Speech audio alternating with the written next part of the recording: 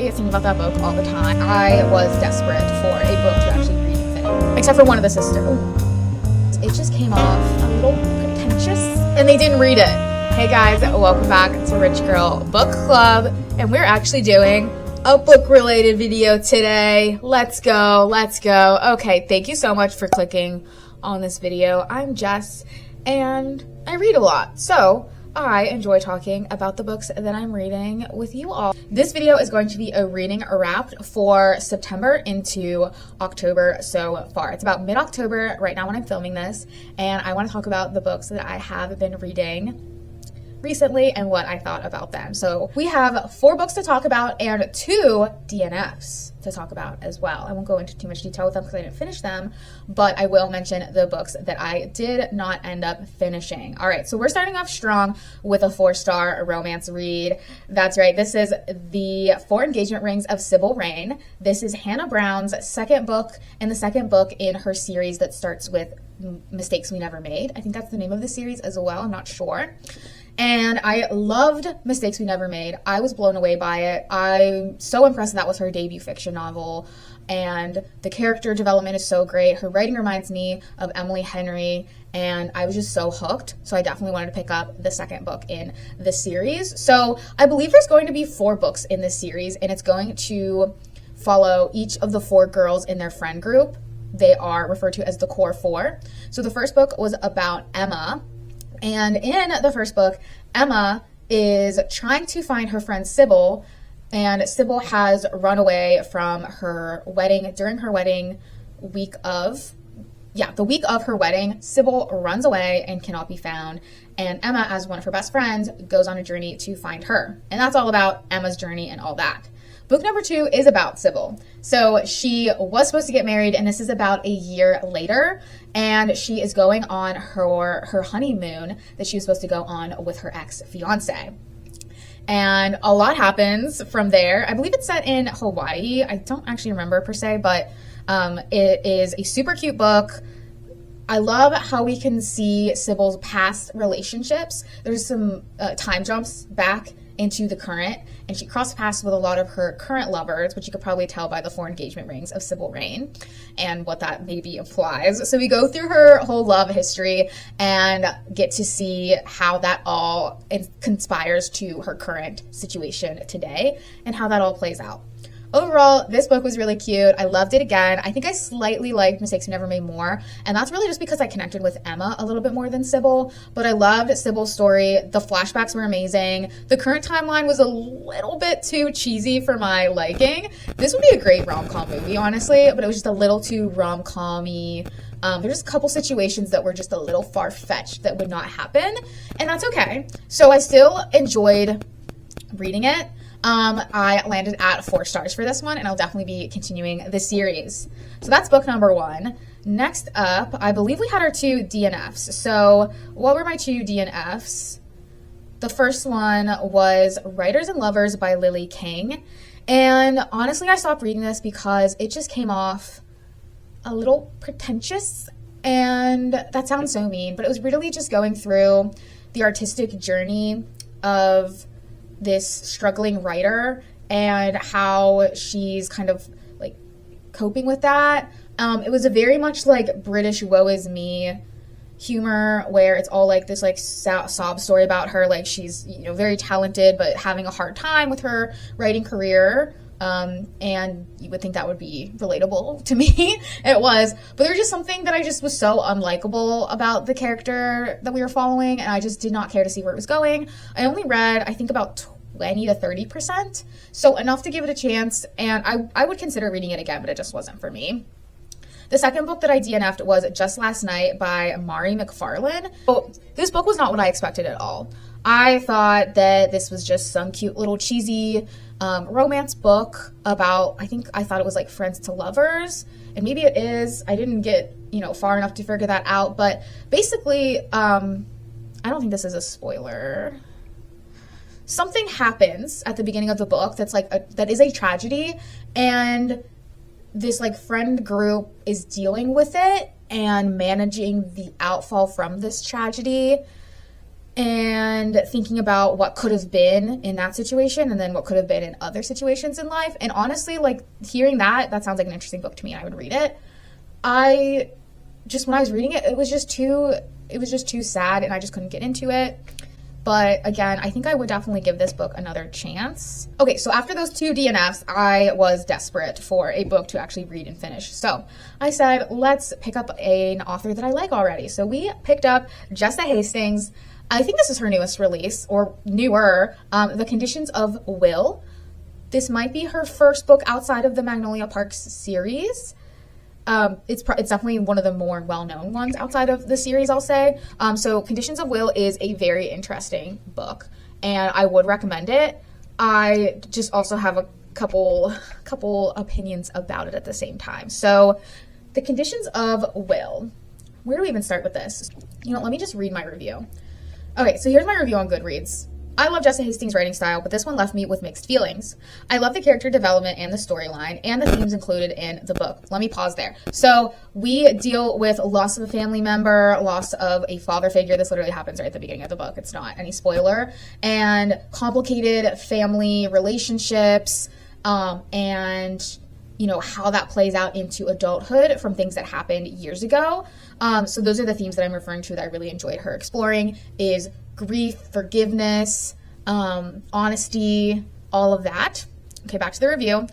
But I was really confused why everyone was acting like they were in high school, and I'm not the biggest fan of the Insta love. So the love interest, I was not a fan of, and I will get into that in a minute.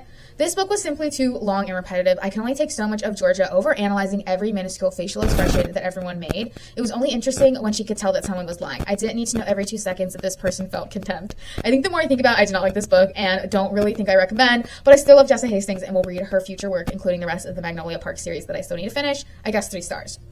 Okay, so that's the review. And it's like, when I think about the book, it's a really interesting premise and I like the story. And I thought the plot was great and everything that happens in it. These are the things I didn't like. It was way too long and way too repetitive. Like, literally every single day the same thing would happen. The main character, Georgia, comes back home for her father's funeral and the reading of the will and everything involved in that. And so she's at home. So it's wake up, have confusing conversation with siblings that I haven't talked to in a long time. And then I read their face because she is getting her PhD in some psychology thing. I forget, I should know this. But basically she can read people's facial expressions and she can tell if you're lying, she can tell what you're really thinking, blah, blah, blah, blah, blah. And she does that all the freaking time.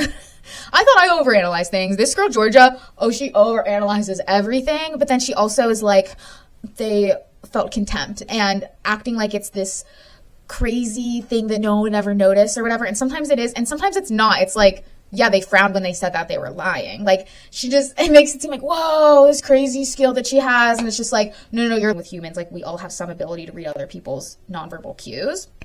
So it got really annoying after a while. At first it was so cool.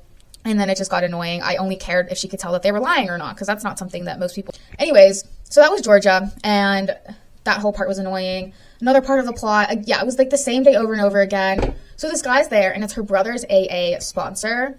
And they just literally fall in love instantly. And they do spend a lot of time together. They're with each other like every day because they're all staying at the house together for like 2 weeks straight. And honestly, if I was in that situation, I would fall in love instantly as well. Okay. So I'm like judging this behavior, but I would do the same thing.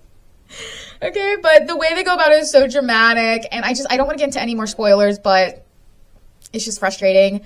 That they just make it like, we're in love, and yeah, and he like, I can't spoil it, but they just get really dramatic about it, and I just felt like it was so, like, just such an unnecessary side plot, and it was like too much of that, too much fluff, and overall, if it was shorter, sweeter, and that plot line was completely different, it would be an amazing book. So maybe I recommend.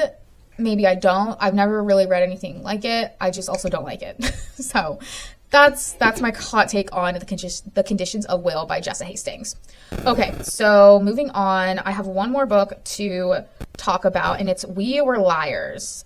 Aha, you've heard of this one, haven't you? Because there is a show about it. Yeah, a show on Prime Video about it. I have not seen the show. I plan to watch it after reading it because I just need to see how they did this whole thing. I just need to see it. We Were Liars. I think this is a solid 4-star for me. I enjoyed this book. I feel like I didn't know where it was going the whole time, and I think that was the point. Also, reading it on Kindle, I hit the end and it said I was 80%, so I don't know what was all in the back of this book, but I thought I had so much more to go. So it felt sudden, but that was because I thought there was 20% more to go. This one was short and sweet, so I did like it. We Were Liars is really interesting. It actually has kind of a similar premise to like The Summer I Turned Pretty, where there's like this beach house that they go to and all that. There's like not brothers, but there's like multiple guys. Well, there's one guy because the other one's her cousin. But they stay at this lake house. They're a very rich family, and they talk about how rich they are. They talked a lot about legacy, and I didn't really understand what that ended up having to do with much, I suppose. Maybe that's not really accurate. So anyways, our main character, something happens to her in the water at this at the beach houses. And, it's on Martha's Vineyard, I'm pretty sure. But she can't remember any of it. And you, like, flash forward 2 years into the future, I think. And you're starting to put the pieces together to what really happened. But it would keep going back and forth between timelines, but you could not tell which timeline it was. So that was really confusing to me. And they wouldn't stop talking about the different houses over and over again. This house, this house, this house. Like, it just, like, was a little annoying. But overall, I thought it was really interesting. The like twist that happens was not expecting. I didn't know anything about this book. I did not know what happens in it at all. I just knew there was a TV show about it. So the plot, really good. The characters were interesting, and I liked them and everything. It was overall like really solid, and I would definitely recommend it. It was very interesting. I guess it's supposed to be kind of like a thriller. It's not scary. It's just like there's this like plot, like there's this twist that happens. And then you see things differently, and you're like, whoa. And yeah, it's one of those books where you look back and you're like, oh, I thought I was reading a completely different book. So just for that sake itself, like, definitely recommend. You need to read this. Okay, so we talked about the 4 engagement rings of Sybil Ray. We talked about Conditions of Will. We talked about We Were Liars. I'm missing a book, aren't I? And the 4th book that I read was Play Nice by Rachel Harrison, okay? This book is like nothing I've ever read before. So, Rachel Harrison, and this is what the book says, she writes feminist horror novels, okay? And that is honestly the best way to describe this. So, Play Nice is about a haunted house that a family grew up in, and the mother dies. And you start off with hearing all these things of like the mother is crazy. She, saw things in the house. Like her kids were literally taken away from her. It's 3 sisters. And the youngest sister, like, is all like, you didn't understand the pain that we went through. Like they talk about like all this trauma that happens in the house. And so you're kind of curious, like it's like haunted, but like, was it really haunted? And it goes into this big conversation about like women are crazy and not believing women and all that kind of stuff. And it was such an interesting read. This was our book club book, so I did go to book club to discuss this book, and it was a good conversation. I really enjoyed it, and I think there was a lot to talk about in this book, and then it was also perfectly seasonal and spooky. It was really cool. The main character was very different and unique, and I just loved how she wrote all of the characters. I actually listened to this on audiobook in like 3 days, and audiobook was pretty good for it. I think the reader of the book did a lot of good voices. She didn't overdo it. She did a really good job with it. I think it made it less scary than it would have been if I was actually reading it, by just hearing it, especially in the middle of the day. I usually do a lot of my reading at night in the dark, and this one was mostly during the day because I was listening to it as an audiobook, so it made it less scary, and I was completely fine with that. There were a couple things at the end that were a little confusing to me about how things were wrapped up.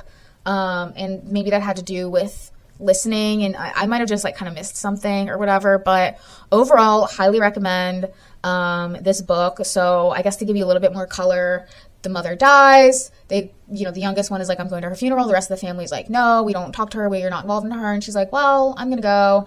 And so then all these things happen. They end up, she gets the house. This isn't really anything crazy, spoiler. She gets the house, and then she spends some time there. She's trying to, like redecorate and demo it a little bit to try to like flip it and sell it. And so when she spends time there, of course some things happen in the house, and it just comes back to,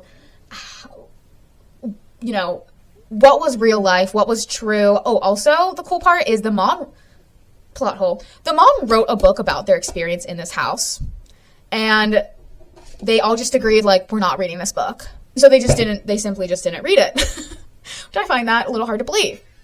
So they don't read this book about their literal life, but then she finds a copy of the book in the house, starts reading it, and of course she's like, I remember things differently. Is it my memory? Is it, how I was told from my, sisters and dad and stuff like that? So it just goes back to, like, how can you trust yourself and your memory, and who can you trust and everything like that. So there's a lot of big questions that this book talks about. Again, the ending a little funky, but overall I would recommend. I think it's a very unique October, spooky season read, and would definitely recommend Play Nice by Rachel Harrison. Okay, those were all 4 books that we read with 2 DNFs. And right now I'm currently reading Famous Last Words by Gillian McAllister. And I picked this one up because one of my favorite spooky season books of all time is Wrong Place, Wrong Time by Gillian McAllister. I think I'm saying the author's name right. And I think about that book all the time when October comes around. Like, when I think about that book, I just think of like a spooky, rainy evening. And the premise and how the book is written is insane. Highly recommend Wrong Place, Wrong Time. You need to check it out. So that's my recommendation. And because I love that book, I'm reading a different book by that author. I'm about 30% of the way in, and I'm really enjoying it so far. It is about a hostage situation and everything involved in that, which is very interesting. This is my second book this year about a hostage situation, which was not on my 2025 bingo reading card, but I'm all here for it. It's been interesting so far. So that's all I have to say for my September into October reading, and I can't wait to review my next set of books. Thanks so much for watching, and to join the club, go ahead and subscribe for more book content as well as finance content. So I'll see you guys in the next one. Thanks. Bye.